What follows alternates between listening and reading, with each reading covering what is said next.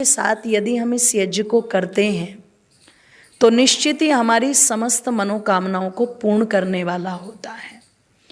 होता क्या है कि यज्ञ यहाँ पर हो रहा है और हमें लगता है चलो स्वाहा स्वाहा बोल के हमने अपनी आहुति इसमें डाल दी।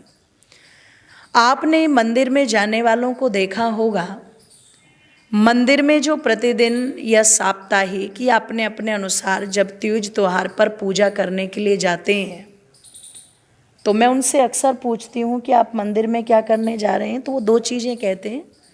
एक तो मंदिर में हम पूजा करने जा रहे हैं और एक हम मंदिर में कुछ अपना चढ़ाने के लिए जा रहे हैं। यही होता है ना। वो बच्चों को कई बार नज़र लग जाती है ना, या कई बार घर में कुछ ऐसी उथल पुथल चलती रहती हैं तो माताएं क्या करती हैं कि हे चंडी माता या वैष्णो माता, मैं तेरे नाम का ये बोल रही हूँ और इतनी बार वार के रख रही हूँ, और ये अगर समस्या मेरी समाधान हो जाए तो मैं तेरा भंडारा करूँगी या तेरे दर्शन करने आऊँगी, ये चढ़ावा चढ़ाने आऊँगी। यही बोलते हैं ना। देखो, ये चढ़ावा शब्द जो है, आप इसको ये मत मानिएगा ये पौराणिक शब्द है, ये वैदिक शब्द है।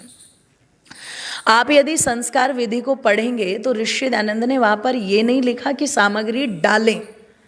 ऋषि दयानंद जानते हो वहाँ पर क्या लिखते हैं संस्कार विधि में? सामग्री को चढ़ावे, है ना। चढ़ाने का मतलब आपने जो यहाँ पर चढ़ा दिया, अग्नि देवता ने तुरंत उसको, जोर से बोलो, ले लिया।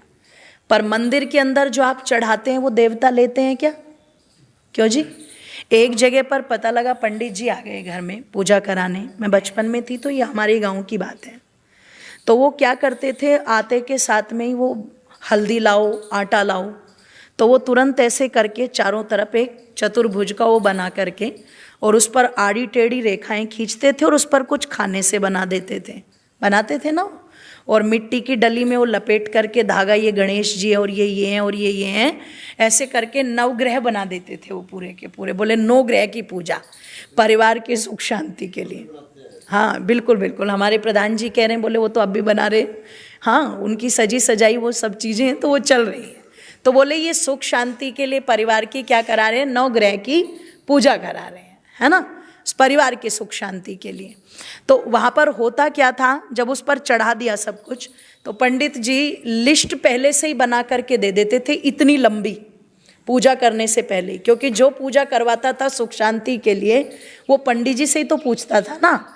तो वो पतरा देख करके बताते थे कि पूर्णमासी को कराना, कि अमावस्या को कराना, कि कब कराना, तो वो बताते थे और उसमें लिस्ट थमा देते थे इतनी लंबी। 5 बर्तन ले आना, 5 प्रकार के कपड़े ले आना, है ना, 5 प्रकार के अनाज होने चाहिए, 5 प्रकार के फल होने चाहिए, 5 प्रकार के बर्तन होने चाहिए, ये सब चीज़ें।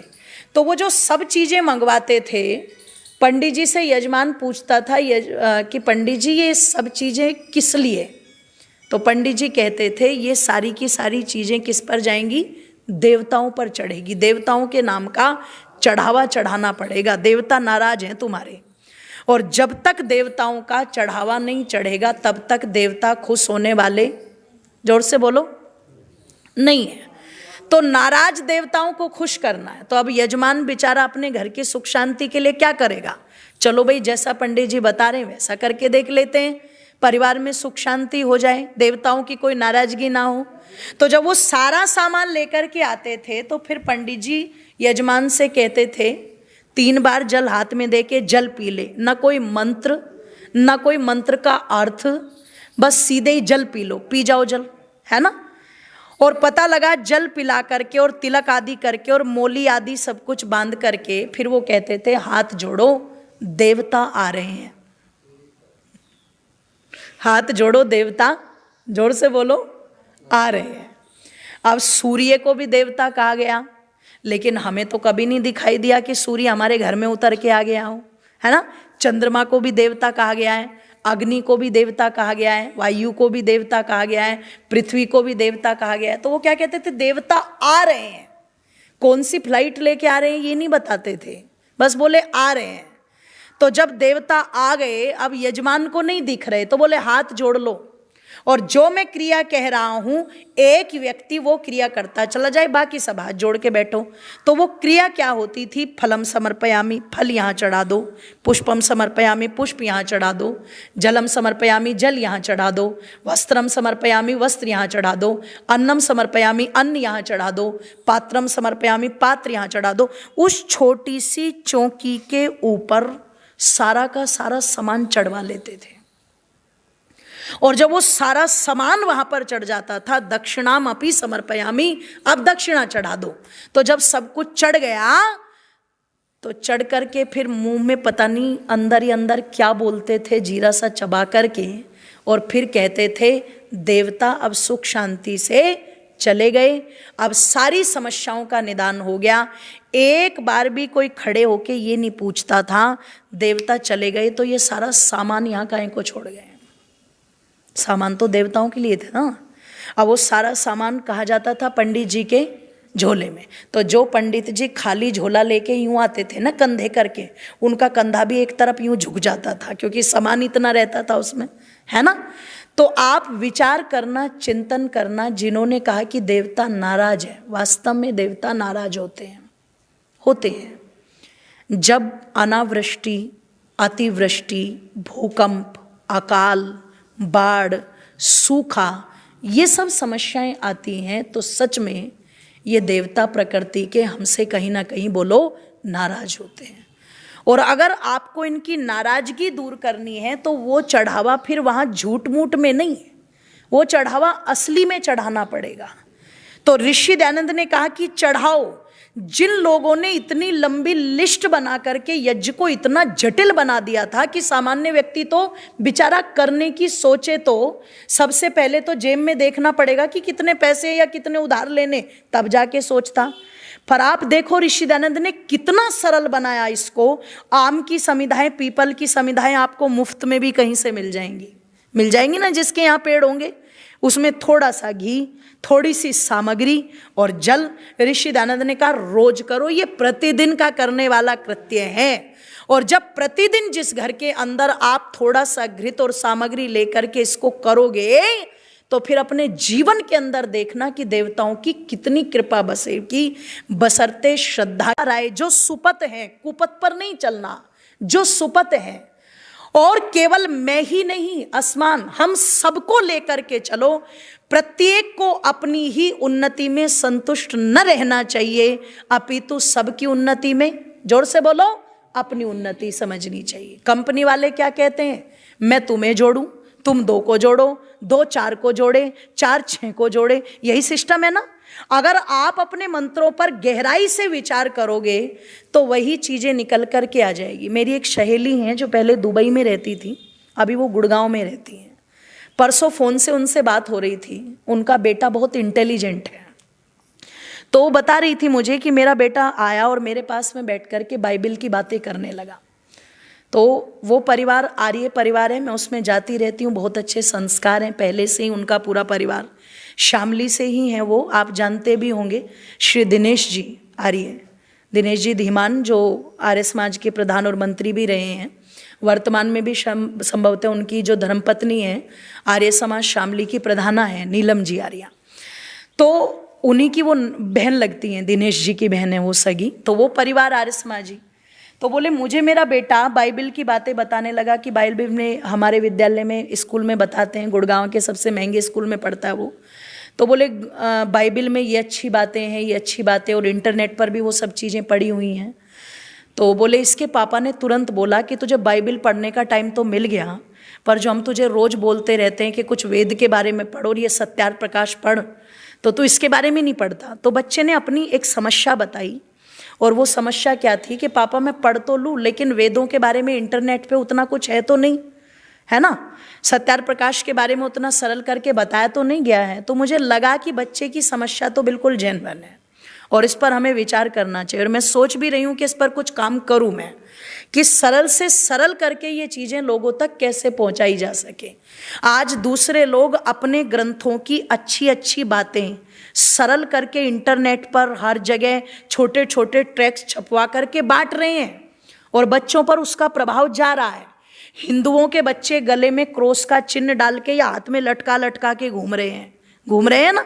ये जो आजकल कहते हैं ना कि वो कन्वर्ट हो गए, वो बदल गए जी, वो मुसलमान बदल गए। मैं कहती हूँ इन्हें बदलने की क्या जरूरत है, ये तो पहले से ही बदलाए हैं। ये आपकी संध्या नहीं करते, ये आपके यज्ञ में नहीं बैठते, ये आपके धर्म ग्रंथों को नहीं पढ़ते। आपने इनके पैर छूने छुटवा दिए, आपने इनकी नमस्ते करनी छुटवा दी, आप इनको गुड मॉर्निंग पर ले आए, आप इनको गुड नाइट पर ले आए, आप इनको रोटी और खिचड़ी से सीधे पिज्जा और बर्गर पर ले आए। तो इनको कन्वर्ट करने की जरूरत नहीं है, तो पहले से कन्वर्टेड है ना। दूसरे लोग तो इन पर मोहर लगाते हैं अपनी, वो तो सीधे आके मोहर लगा दी और चलो, ये तो पहले से ही कन्वर्टेड हैं। आपने उनको अपने धर्म में बने रहने के लिए कितनी ताकत लगाई। तो बच्चा छोटा है, उसके पिता ने तुरंत टोका, और तुरंत टोक करके उन्होंने मेरे पास में फ़ोन किया। तो मैंने उनको यही बोला, मैंने कहा कोई बात नहीं, मैं अब की बार आऊँगी तो उससे बैठ करके आराम से इस पर बात करूँगी। और ये जो उसकी समस्याएं हैं कि कठिन भाषा और मुझे समझ नहीं आती, तो ये जेन्युइन है। तो मैंने कहा कुछ ऐसी पुस्तकें भी उसको देंगे ताकि वो उनको पढ़े और उसके बारे में जाने। अगर आप अपने वेद शास्त्रों की एक एक विधि को देखोगे तो बड़ी वैज्ञानिक है वो। हमारे मंत्रों में इतनी सकारात्मकता भरी पड़ी है जो हमें हवा में बातें करना नहीं सिखाती, पूरी वैज्ञानिकता के साथ में। तो जो लोग मोटिवेशन देते हुए कहते हैं कि आगे बढ़ो, ऐसा विजुअलाइजेशन करो, हमारा वेद कहता है झूठ में सोचने की जरूरत नहीं है, परमात्मा से प्रार्थना करो। क्योंकि देने वाला कौन है बोलो? ईश्वर। और लेने वाला कौन है? मैं। तो परमात्मा से मैं मांगू, पर पहले लेने की पात्रता तो अपने अंदर बनाऊं, है ना। और जब मेरे अंदर पात्रता होगी, मेरी मेहनत होगी, मेरा पुरुषार्थ होगा, तो देने वाला अपने आप देगा कि नहीं देगा बोलो? देगा ना। कंपनी के अंदर कोई भी एम्प्लॉय, जिसका ध्यान रखिएगा, प्रमोशन होना होता है, तो वो ये नहीं कि बॉस के ऑफिस के बाहर बैठ करके माला जपता और रटता है, नहीं, वो अपनी परफॉर्मेंस देता है वहाँ पर। और वो जितनी अच्छी अपनी परफॉर्मेंस देता है, उसी के आधार पर उसकी उतनी ही उन्नति, उतने ही प्रमोशन बोलो होते चले जाते हैं ना, उतने ही होते चले जाते हैं। अभी जो सरकार वर्तमान में अग्निपथ की योजना को लाई, अगर इसको बड़ी गहराई के साथ में और बड़े शालीन तरीके से और बुद्धिमत्ता से देखा जाए, तो मैं निवेदन आप लोगों के मध्य में कर दूं, ये सबको रोजगार देने की, युवाओं को और उनके अंदर देशभक्ति भरने के लिए बहुत बड़ी अपॉर्चुनिटी है। पर हमारे देश में उल्टा सोचने वालों की कोई कमी नहीं है, ध्यान रखिएगा। हर बात में उल्टा, हर बात में विरोध। और दंगों का तो लोगों ने जैसे फैशन बना लिया है कि ये एक नया फैशन है। जैसे वो सलमान खान की पिक्चर आ गई ना, तेरे नाम, तो सबने वो बाल ही रखने शुरू कर दिए ऐसे, है ना। उस समय सबके बाल यूं पड़े रहते थे आंखों पर, वो जैसे ये सींग पड़े हो किसी पशु के, है ना। तो ऐसे ही रखने, तो वैसे ही आजकल दंगों का भी लोगों ने फैशन बना दिया कि ये भी फैशन है। जरा सी बात होगी तुरंत दंगे, अपनी ट्रेन जलानी, अपनी ही गवर्नमेंट की, देश की संपत्ति को जलाना, विचार नहीं करना कि कौन सी योजना क्यों लाई गई है और किस तरीके से लाई गई है। अगर आप देखोगे तो उसमें देशभक्ति के भरने का भाव भी है, और 4 साल नौकरी करके गवर्नमेंट उसको इतना मौका दे रही है कि वो जब लौट करके आए, रिटायर होकर के आए, तो इतनी राशि उसको मिल जाए कि आकर के वो कोई बिजनेस भी आराम से कर सकता है कि नहीं कर सकता बोलो? कर सकता है। और 4 साल में अगर उस वातावरण में रहेगा तो उसमें देशभक्ति का भाव भी भरेगा, और जब उसका स्थान रिक्त होगा तो ज़्यादा से ज़्यादा लोगों को भी मौका, जोर से बोलो, मिलेगा कि नहीं मिलेगा? मिलेगा। तो मैं निवेदन आप लोगों के मध्य में कर दूं, ये सारी की सारी चीज़ें जो हैं ये हमें हमारे मंत्र सिखाते हैं।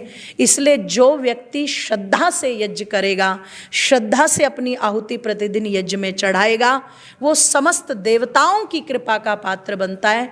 और केवल देव नहीं, देवों का देव महादेव कौन है बोलो? परमपिता परमात्मा, वो उसकी कृपा का पात्र बनता है। आइए, ये कुछ चर्चा मुझे करनी अनिवार्य लगी ताकि हम यज्ञ के प्रति श्रद्धालु बने, अधिक से अधिक संख्या में यज्ञ में उपस्थित हों और अधिक से अधिक इसको घरों तक पहुंचा सकें, अधिक से अधिक हम इस यज्ञ के लाभ बता सकें। तो जो चढ़ावा मंदिर में नहीं चढ़ता, क्योंकि वहाँ पर चढ़ाने वाले हैं पर लेने वाला कोई नहीं, लेकिन ऋषि दयानंद कहते यज्ञ में सामग्री चढ़ावें, घृत चढ़ावें, तो यहाँ पर चढ़ाने वाला भी है और यहाँ पर जोर से बोलो लेने वाला भी है, और लेकर के फिर उसको आगे बोलो देने वाला भी है ना। तो ये पूरा का पूरा जो भाव है, इसीलिए इसको कहा गया यज्ञो वै श्रेष्ठतमम कर्म। इससे बढ़कर के संसार में कोई दूसरा कर्म हो नहीं सकता। तो हम अधिक से अधिक संख्या में ऐसे संकल्पी बने कि दैनिक यज्ञ यहाँ तो चल ही रहा है, पर हम अपने घर में भी इसको करें। जितनी ज़्यादा मात्रा में यज्ञ का प्रचार प्रसार होगा, मैं समझती हूँ उतना ही आप कल्याण करेंगे वायुमंडल का भी और इस मानव मंडल का भी।